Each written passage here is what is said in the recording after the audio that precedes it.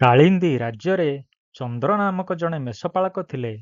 ସେ ପ୍ରତିଦିନ ତାଙ୍କର ମେଷପଲକୁ ସାଙ୍ଗରେ ଧରି ଘାସରେ ଆଚ୍ଛାଦିତ ଏକ ପାହାଡ଼ ଉପରକୁ ଯାଉଥିଲେ। ରାସ୍ତାରେ ଗୋଟିଏ ଛୋଟିଆ ମେଷଛୁଆ ମେଷପଲରୁ ଅଲଗା ହୋଇଗଲା ଏବଂ ଏକ ପୁରୁଣା ଶୁଖିଲା କୂଅରେ ପଡ଼ିଗଲା। ଚନ୍ଦ୍ର ମେଷଛୁଆଟି ବିକଳ ହୋଇ ବୋବାଉଥିବାର ଶୁଣିଲେ। ସେ ସେହି ସ୍ୱରକୁ ଅନୁସରଣ କରି କୂଅ ପାଖରେ ପହଞ୍ଚିଲେ ଏବଂ ମେଷଛୁଆଟିକୁ କୂଅଠୁ ଉପରକୁ ଉଠାଇ ଆଣିଲେ। ଫେରିଲା ବେଳେ ସେ ଦେଖିଲେ ନିକଟରେ ଏକ ମଣିର ମାଳା ପଡ଼ିଛି। ସେ ହାରଟିକୁ ନିଜ ପକେଟରେ ରଖିଲେ ଏବଂ ମେଷପଲକୁ ଅଡ଼ାଇ ଘରକୁ ଫେରିଆସିଲେ। ପରଦିନ ସକାଳେ ସେ ବଣିଆ ନିକଟକୁ ଗଲେ।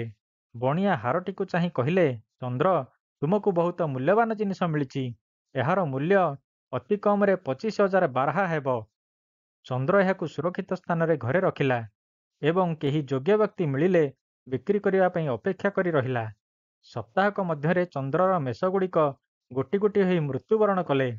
ସଦାସର୍ବଦା ସୁସ୍ଥ ରହୁଥିବା ତାଙ୍କର ପତ୍ନୀ ମଧ୍ୟ ହଠାତ୍ ଅସୁସ୍ଥ ହୋଇ ଶଯ୍ୟାଶାୟୀ ହେଲେ। ଏସବୁ ଏକାଠି ଘଟୁଥିବାର ଦେଖି ଚନ୍ଦ୍ର ମନେ ମନେ ଧରିନେଲେ ଯେ ଏହା ହେଉଛି ସେହି ମଣିମାଳାର କୁପ୍ରଭାବ। ସେ ଏହାକୁ କିପରି ଅନ୍ୟକୁ ସମର୍ପିବେ ସେହି ଚିନ୍ତାରେ ରହିଲେ। ଚନ୍ଦ୍ର ହାର ପାଇଥିବାର ଖବର ଚାରିଆଡ଼େ ବ୍ୟାପିଗଲା। ଚେଞ୍ଚୁ ନାମକ ଜଣେ ଚୋର ମଧ୍ୟ ଏ ବିଷୟରେ ଜାଣିଲା।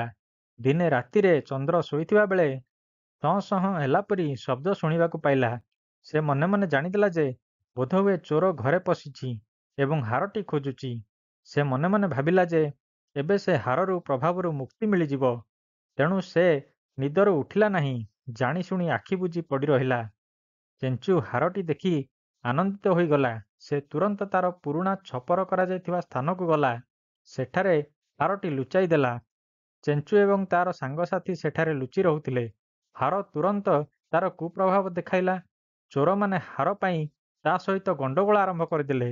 ଗୋଟିଏ ଚୋର ରାଗିଯାଇ ତାକୁ ଛୁରୀରେ ଆଘାତ କଲା। ଚେଞ୍ଚୁ ଗଭୀର ଭାବରେ ଆଘାତ ହେଲା। ଏତିକିବେଳେ ସ୍ଥାନୀୟ ପୋଲିସ ମୁଖ୍ୟ ସେହି ରାସ୍ତା ଦେଇ ଯାଉଥିଲେ। ସେ ଧସ୍ତାଧସ୍ତିର ଶବ୍ଦ ଶୁଣି ସେଠାକୁ ଆସିଲେ। ପୋଲିସ ମୁଖ୍ୟ ତାଙ୍କର ଖଣ୍ଡା ବାହାର କରି ସେ ସ୍ଥାନକୁ ଚାଲି ଆସିଲେ। ଅନ୍ୟ ଚୋରମାନେ ସତର୍କ ହୋଇ ସେଠାରୁ ପଳାଇ ଯିବାକୁ ସକ୍ଷମ ହେଲେ, କିନ୍ତୁ ଚେଞ୍ଚୁ ଆଘାତପ୍ରାପ୍ତ ହୋଇଥିବାରୁ ସହଜରେ ଧରା ପଡ଼ିଗଲା। ଚେଞ୍ଚୁ ପୂର୍ବରୁ କେବେ ଧରା ପଡ଼ିନଥିଲା କିମ୍ବା ତାର ସାଙ୍ଗମାନଙ୍କ ସହିତ ଝଗଡ଼ା ହୋଇନଥିଲା। ସେ କେବେ ବି ଏପରି ଆଘାତପ୍ରାପ୍ତ ହୋଇନଥିଲା। ସେ ତାପରେ ସନ୍ଦେହ କଲା ଯେ ଏସବୁ ସେହି ଚମତ୍କାର ମଣିମାଳାର କୁପ୍ରଭାବ। ପୋଲିସ ମୁଖ୍ୟ ଚେଞ୍ଚୁକୁ ଗିରଫ କଲେ ଏବଂ ହାରଟି ତାଙ୍କ ସ୍ତ୍ରୀକୁ ଦେଲେ। ସପ୍ତାହକ ମଧ୍ୟରେ ପୋଲିସ ମୁଖ୍ୟଙ୍କୁ ସାପ କାମୁଡ଼ି ଦେଲା। ସେ ବହୁ ଚିକିତ୍ସା ପରେ ସୁସ୍ଥ ହେଲେ, କିନ୍ତୁ ଏହି ସମୟରେ ତାଙ୍କ ପୁଅ ଗାଁର ମେଳାରେ ହଜିଗଲା। ସମସ୍ତ ଉଦ୍ୟମ ସତ୍ତ୍ୱେ ତାଙ୍କର ପୁଅ ମିଳିଲା ନାହିଁ। ତାଙ୍କର ସ୍ତ୍ରୀ କ୍ରୋଧିତ ହୋଇ କହିଲେ, ସବୁ ଏହି ହାର କାରଣରୁ ହେଉଛି ଏବଂ ହାରଟିକୁ ଫୋପାଡ଼ି ଦେଲେ। ପୋଲିସ ମୁଖ୍ୟ ଭାବିଲେ ଯେ ସେ ଠିକ୍ କହୁଥିବେ। ସେ ହାରଟିକୁ ନେଇ ଶେଷରେ ସ୍ଥାନୀୟ ଜମିଦାରକୁ ପ୍ରଦାନ କଲେ।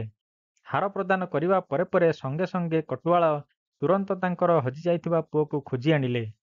ଜମିଦାରଙ୍କ ଘରେ ହାର ପହଞ୍ଚିବା ପରେ ତାଙ୍କଠାରୁ ଜଣେ କରଜ ନେଇଥିବା ଜଣେ ବ୍ୟକ୍ତି ଅଚାନକ ମୃତ୍ୟୁବରଣ କଲେ। ଜମିଦାର ଚିନ୍ତାରେ ପଡ଼ିଗଲେ। ବର୍ତ୍ତମାନ ସେ କିପରି ତାଙ୍କର ଏତେ ପରିମାଣର କରଜ ଫେରସ୍ତ ପାଇବେ? ଏହି ସମୟରେ ତାଙ୍କର ଝିଅ ହଠାତ୍ ଅସୁସ୍ଥ ହୋଇପଡ଼ିଲା। ଜମିଦାର ମନେ ମନେ ଚିନ୍ତା କଲେ ଯେ ଏହା ହାରର କୁପ୍ରଭାବ ହୋଇପାରେ। ସେ ମଧ୍ୟ ମନେ ମନେ ହାରଟିକୁ ନିଜଠାରୁ ଦୂରେଇ ଦେବାକୁ ଚିନ୍ତା କଲେ। ସେ ଭାବିଲେ, ହାରଟି ଦ୍ୱାରା ତାଙ୍କର ସିନା ମଙ୍ଗଳ ହେଲା ନାହିଁ, ଅନ୍ୟମାନଙ୍କ ପାଇଁ ଏହା ସୁଫଳ ପ୍ରଦାନ କରିପାରେ। ତେଣୁ ସେ ରାଣୀଙ୍କର ଜନ୍ମଦିନ ଉତ୍ସବରେ ରାଜା ଶିବଚନ୍ଦ୍ରଙ୍କୁ ହାରଟି ଉପହାର ସ୍ୱରୂପ ପ୍ରଦାନ କଲେ। ରାଣୀ ହାରର କାରିଗରୀ ଦେଖି ମୁଗ୍ଧ ହେଲେ ଏବଂ ଆନନ୍ଦର ସହିତ ଏହାକୁ ଗଳାରେ ପିନ୍ଧିଲେ। 15 ଦିନ ପରେ ରାଜା ଶିବଚନ୍ଦ୍ର ଗୁପ୍ତଚରମାନଙ୍କ ଦ୍ୱାରା ଜାଣିବାକୁ ପାଇଲେ ଯେ ପଡ଼ୋଶୀ ରାଜ୍ୟ ରାଜା ଜୟବର୍ଦ୍ଧନ ତାଙ୍କର ରାଜ୍ୟ ଉପରେ ଆକ୍ରମଣ କରିବାକୁ ଯୋଜନା କରୁଛନ୍ତି। ସେ ଯୁଦ୍ଧର ସମ୍ମୁଖୀନ ହେବା ପାଇଁ ସେନାବାହିନୀ ପ୍ରସ୍ତୁତ କରୁଥିଲେ। ଏହି ସମୟରେ ସେନାବାହିନୀର ମୁଖ୍ୟ ବିକ୍ରମକାନ୍ତ ଭୀଷଣ ଜ୍ୱରରେ ପଡ଼ିଲେ। ରାଜା ଏହାକୁ ଅଶୁଭ ଲକ୍ଷଣ ଭାବରେ ବିଚାର କରି ଜ୍ୟୋତିଷଙ୍କୁ ଡକାଇ ପଠାଇଲେ। ଜ୍ୟୋତିଷ ଗ୍ରହ ନକ୍ଷତ୍ରଙ୍କର ସ୍ଥିତି ଗଣନା କରି କହିଲେ, ମଣିମା, ଆପଣ ରାଜପ୍ରସାଦରେ ନିକଟରେ କୌଣସି ଅଳଙ୍କାର କିମ୍ବା ବ୍ୟକ୍ତି କିମ୍ବା ପଶୁ ପ୍ରବେଶ କରିଛନ୍ତି କି? ରାଜା ସାମାନ୍ୟ ଚିନ୍ତା କଲେ ଏବଂ ହାର ବାବଦରେ କହିଲେ। ତାପରେ ଜ୍ୟୋତିଷ ପରାମର୍ଶ ଦେଲେ, ମଣିମା, ଏସବୁ ସେହି ହାରର କୁପ୍ରଭାବ। ଆପଣ ଯେତେ ଶୀଘ୍ର ଏହାକୁ ଦୂରେଇ ଦେବେ ସେତେ ଭଲ। ରାଜା ଶିବଚନ୍ଦ୍ର ହାର ମିଳିବାଠାରୁ କିପରି ତାଙ୍କ ପାଖରେ ପହଞ୍ଚିଲା ସବୁ ବିଷୟରେ ତଦାରଖ କଲେ। ସେ ଜାଣିବାକୁ ପାଇଲେ ଯେ ହାରଟି ଯିଏ ପାଇଛି ସେ ସମସ୍ୟାର ସମ୍ମୁଖୀନ ହୋଇଛି। ହାରକୁ ଦୂରେଇ ଦେବା ପରେ ସମସ୍ୟା ସମାଧାନ ହୋଇଛି। ରାଜା ଶିବଚନ୍ଦ୍ର ଦୀର୍ଘ ସମୟ ପର୍ଯ୍ୟନ୍ତ ଚିନ୍ତା କଲେ।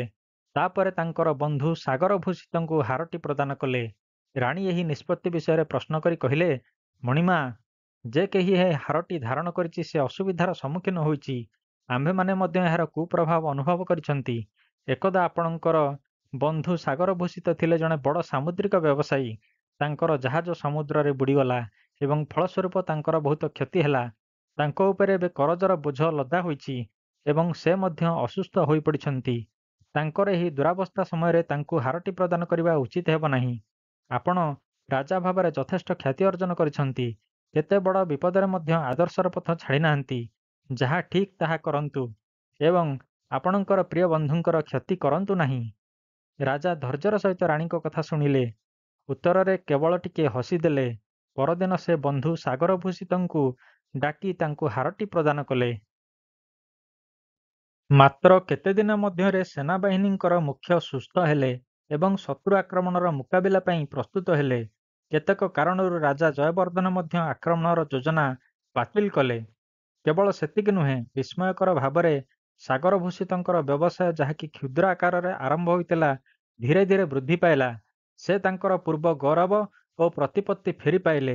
ମାତ୍ର ବର୍ଷକ ମଧ୍ୟରେ ତାଙ୍କର ବ୍ୟବସାୟରେ ବହୁତ ଲାଭ ହେଲା। ବେତାଳ ଏହି କାହାଣୀଟି କହିସାରି ରାଜା ବିକ୍ରମଙ୍କୁ ପଚାରିଲା, ହେ ରାଜନ୍, ଯେଉଁ ବ୍ୟକ୍ତି ହାର ପାଇଲେ ସେମାନେ ସମସ୍ୟାର ସମ୍ମୁଖୀନ ହେଲେ, ଅସୁସ୍ଥ ହେଲେ ଏବଂ ସମ୍ପତ୍ତି ହରାଇଲେ। ଏପରି କ୍ଷେତ୍ରରେ ଏହି ଅମଙ୍ଗଳକାରୀ ହାରକୁ ନିଜର ପ୍ରିୟ ବନ୍ଧୁଙ୍କୁ ପ୍ରଦାନ କରିବା କ'ଣ ରାଜାଙ୍କର ଠିକ୍ ଥିଲା? ଏହା କ'ଣ ଉଚିତ ପଦକ୍ଷେପ ଥିଲା? ଏହା ମଧ୍ୟ ଆଶ୍ଚର୍ଯ୍ୟର କଥା ଯେ ଏହି ହାରଟି ସମସ୍ତଙ୍କର କ୍ଷତି କଲା କିନ୍ତୁ ସାଗର ଭୂଷିତଙ୍କ ପାଇଁ ସୌଭାଗ୍ୟ ଆଣିଦେଲା। ଆପଣ ଭାବୁଛନ୍ତି କି ସାଗର ଭୂଷିତ ଏହି ହାରର କୁପ୍ରଭାବ ବିଷୟରେ ଅନ୍ୟମାନଙ୍କଠାରୁ ଶୁଣିବା ପରେ ଏହାକୁ ଦୂର କରିବା ପାଇଁ କିଛି ପୂଜାପାଠ କରିଥିଲେ? କିମ୍ବା ଆପଣ ଭାବୁଛନ୍ତି ଯେ ସେ କୌଣସି ଉପାୟରେ ଏହାର ପ୍ରଭାବରୁ ନିଜକୁ ମୁକ୍ତ ରଖିଥିଲେ? ଯଦି ତୁମେ ଉତ୍ତର ଜାଣି ମଧ୍ୟ ପ୍ରକାଶ କରିବ ନାହିଁ ତେବେ ତୁମର ଶିର 100 ଭାଗରେ ବିଦୀର୍ଣ୍ଣ ହୋଇଯିବ। ବେତାଳ, ଯେଉଁ ବ୍ୟକ୍ତି ଏହି ହାରକୁ ଧାରଣ କରିଥିଲେ ସେ ଏହି ହାରର ପ୍ରଭାବରେ ଅବସ୍ଥାରେ ପରିବର୍ତ୍ତନ ହୋଇଥିଲା।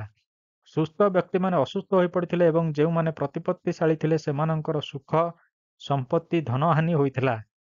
ରାଜାଙ୍କର ବନ୍ଧୁ ସାଗର ଭୂଷିତ ତାଙ୍କର ସମସ୍ତ ଧନ ସମ୍ପତ୍ତି, ସ୍ୱାସ୍ଥ୍ୟ ହରାଇ ଦୁର୍ଦ୍ଦିନ ମଧ୍ୟରେ କାଳ କାଟୁଥିଲେ। ସାଗର ଭୂଷିତ ଅସୁସ୍ଥତା ଓ ଦାରିଦ୍ର୍ୟ ମଧ୍ୟ ଦେଇ ଗତି କରୁଥିଲେ। ରାଜା ପ୍ରତ୍ୟେକ ଘଟଣାକୁ ତର୍ଜମା କଲେ ଏବଂ ମନେ ମନେ ଜାଣିପାରିଲେ ଯେ ଏହି ହାର ପରିସ୍ଥିତିକୁ ବିପରୀତ ଦିଗରେ ବଦଳାଇ ଦେଇପାରେ। ତେଣୁ ସେ ହାରଟିକୁ ମନ ଆନନ୍ଦରେ ତାଙ୍କର ପ୍ରିୟ ବନ୍ଧୁକୁ ପ୍ରଦାନ କଲେ। ଏହି ହାରର ପ୍ରଭାବ କାରଣରୁ ସାଗର ଭୂଷିତ ତାଙ୍କର ସମସ୍ତ ସମସ୍ୟାରୁ ମୁକୁଳି ପାରିଲେ ଏବଂ ନୂଆ କରି ନିଜର ବ୍ୟବସାୟକୁ ପୁନର୍ବାର ପରିବର୍ତ୍ତିତ କଲେ। ତାଙ୍କର ସୁସ୍ୱାସ୍ଥ୍ୟ ଏବଂ ସମ୍ପତ୍ତି ଫେରି ପାଇଲେ। ତେଣୁ ରାଜା ଏବଂ ସାଗର ଭୂଷିତଙ୍କ ବନ୍ଧୁତା ମଧ୍ୟରେ ସନ୍ଦେହର ପ୍ରଶ୍ନ ନାହିଁ।